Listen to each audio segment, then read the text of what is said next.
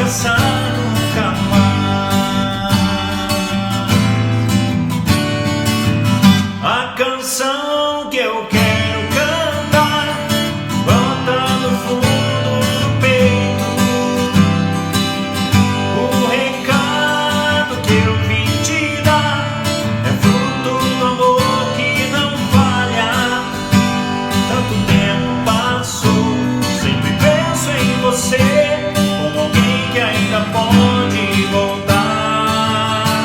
Deixe tudo pra trás, meu amigo e irmão, coração machucado e sem fé. Volta logo, aqui sempre foi o seu lugar. Volta logo, fracassar nunca mais. Volta logo, aqui sempre foi seu lugar. Volta logo, fracassar nunca mais.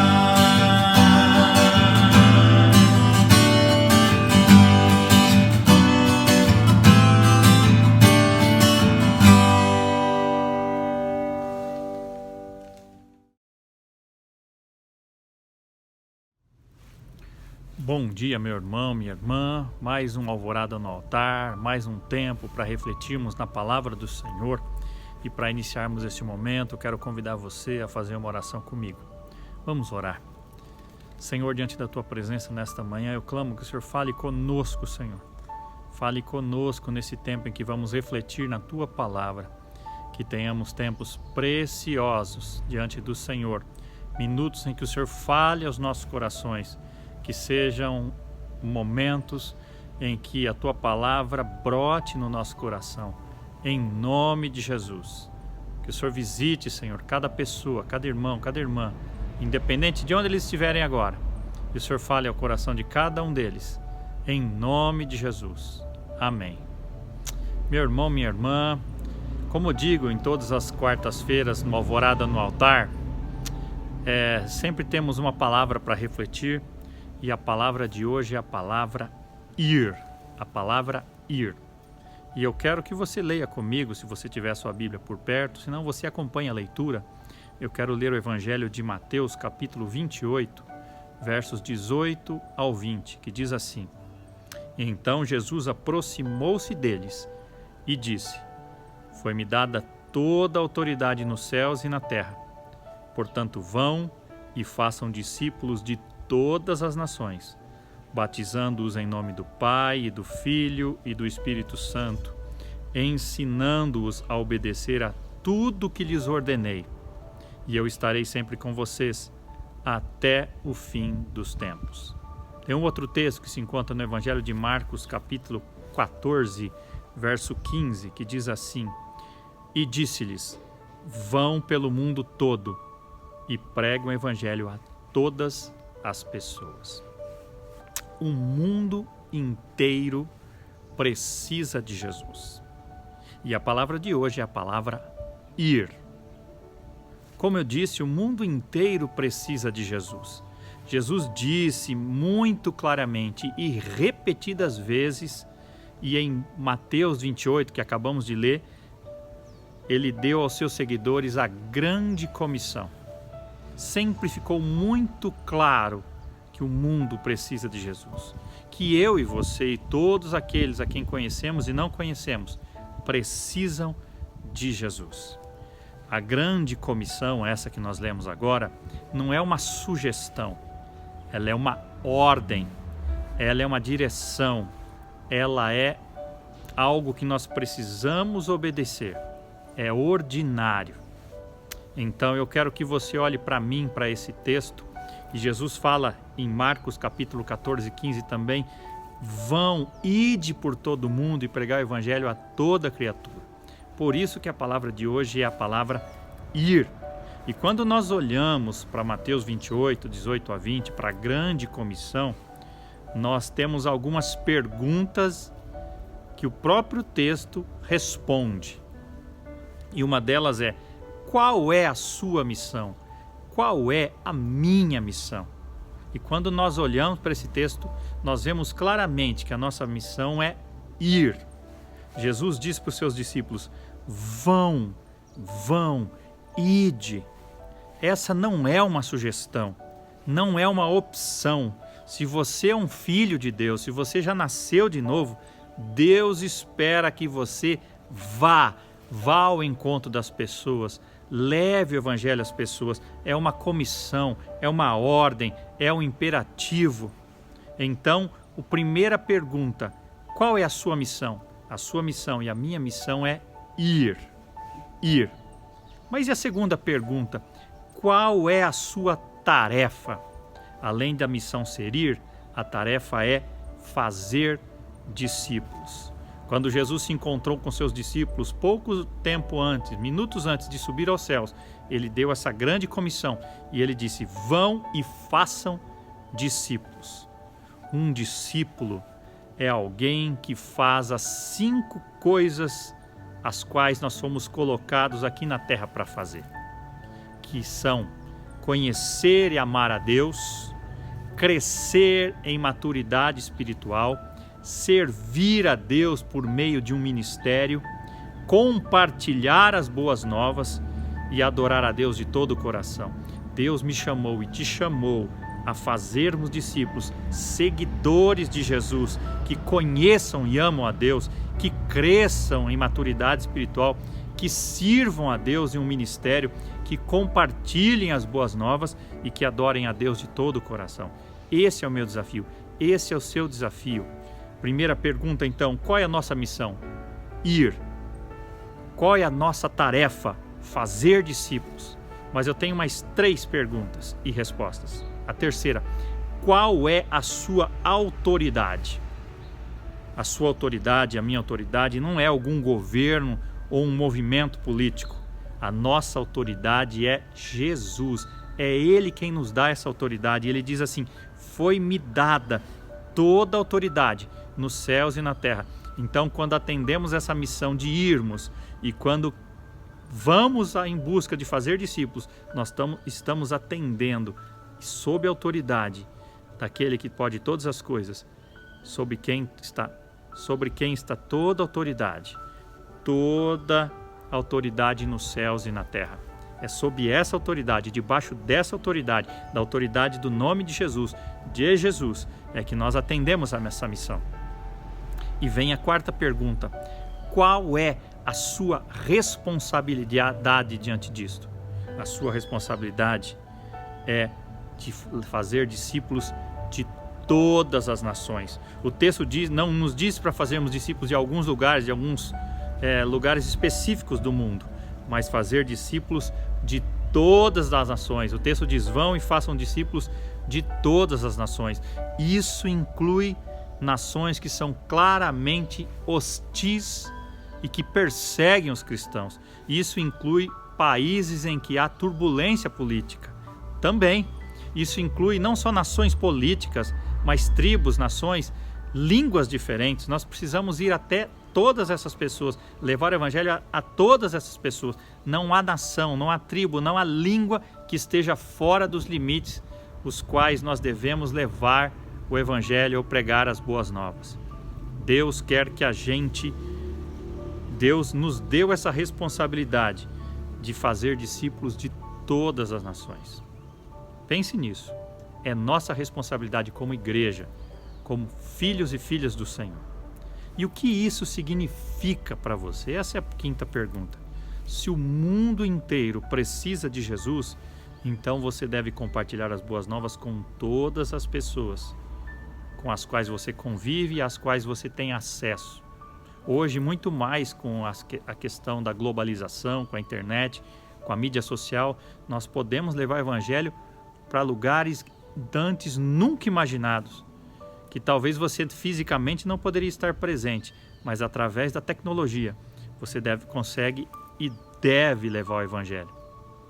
Se você conhecesse a cura para o Alzheimer, para a AIDS, para o câncer ou até mesmo para o coronavírus, seria imperdoável você não compartilhá-la.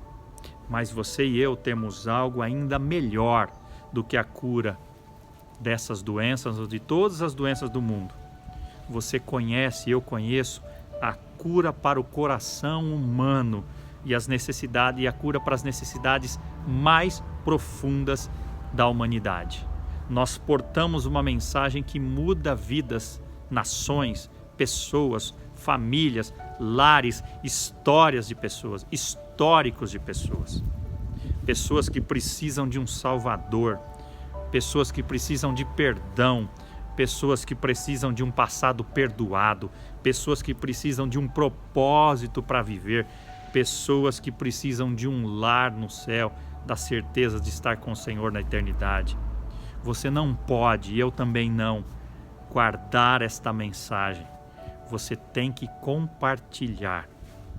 Às vezes nós decoramos João 3,16, que diz: porque Deus amou o mundo de tal maneira que deu seu Filho unigênito para que todo aquele que nele crê não pereça, mas tenha vida eterna. Às vezes você sabe decor esse verso, mas nós também precisamos saber decor o próximo verso, o verso 17, que diz assim: pois Deus enviou o seu Filho ao mundo, não para condenar o mundo, mas para que este fosse salvo por meio dele. Esse é o meu desafio, esse é o seu desafio, de ir e fazer discípulos de todas as nações debaixo da autoridade de Jesus.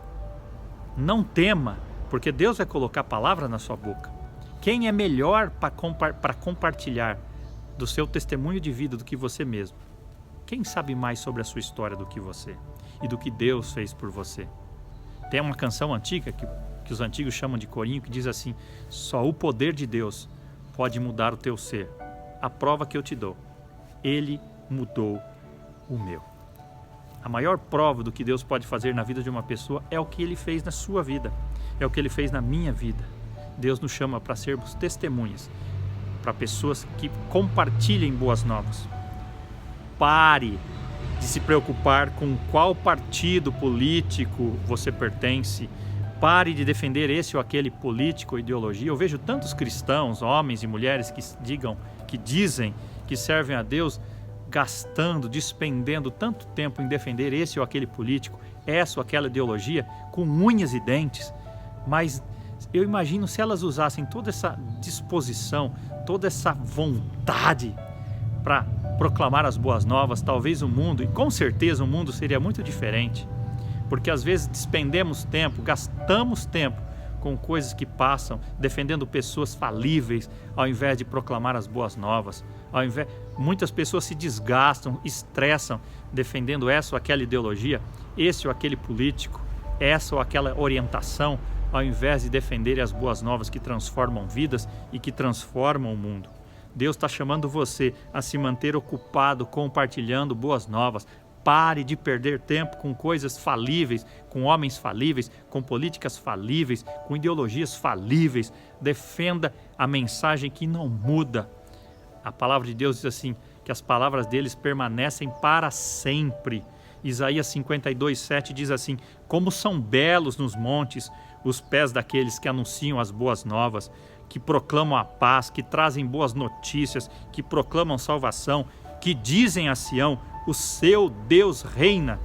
O apóstolo Paulo escreveu em Romanos capítulo 10, versos 12 a 15, não há diferença entre judeus e gentios, pois o mesmo Senhor é Senhor de todos e abençoa ricamente todos os que o invocam, porque todo aquele que invocar o nome do Senhor será salvo.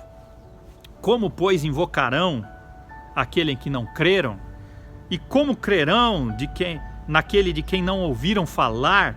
E como ouvirão se não há quem pregue? E como pregarão se não forem enviados? Como está escrito, como são belos os pés dos que anunciam boas novas. Deus está chamando você, chamando a mim, para irmos a fazermos discípulos de todas as nações, de todas elas. Reflita comigo, se Deus não te chamou para se mudar para outro país e compartilhar o evangelho a outra nação, com outra língua, o que mais você pode fazer para apoiar a missão dele ao redor do mundo? Orando? Investindo? mantendo. Há aqueles que são chamados trabalhadores, são aqueles que vão. Há aqueles que são chamados os intercessores, aqueles que oram. E há aqueles que são chamados mantenedores, aqueles que investem, aqueles que mantêm a missão. Deus te chamou para fazer alguma coisa dessas, ou as três, mas você não pode ficar parado vendo o mundo perecendo sem Jesus. Como você acha que os seus vizinhos, colegas e familiares se sentiriam se eles soubessem no final da vida que você tem o segredo da vida eterna e não compartilhou com eles? Pense nisso. Imagine o contrário. Que parte dessa grande comissão lhe dá a coragem de que você precisa quando está com medo ou nervoso para compartilhar o Evangelho?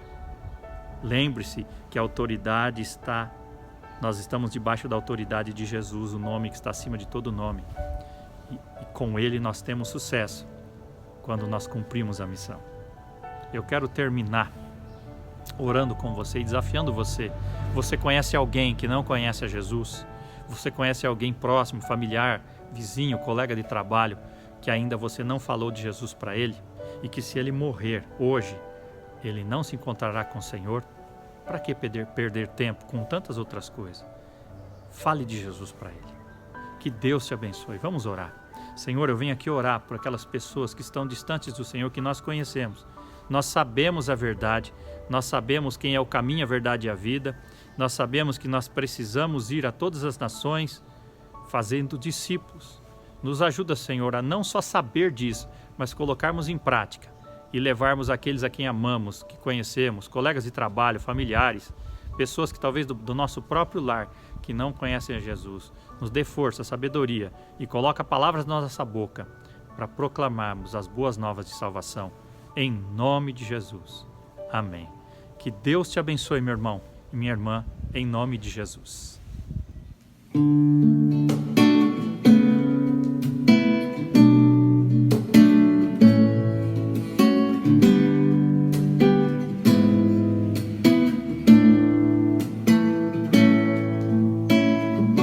Jesus provou o seu amor por mim. No Calvário isso aconteceu. A sua vida entregou por mim, a fim desse amor revelar. Ele quer que eu o siga cada dia, não me deixa só, mas diz: estou contigo, venha o que vier, não te deixarei, não te deixarei, filho meu. O seu amor eu aceitei, enfim, e tudo novo se tornou pra mim. Eu vivo agora só pra seu louvor e o seu amor compartilhar. Ele quer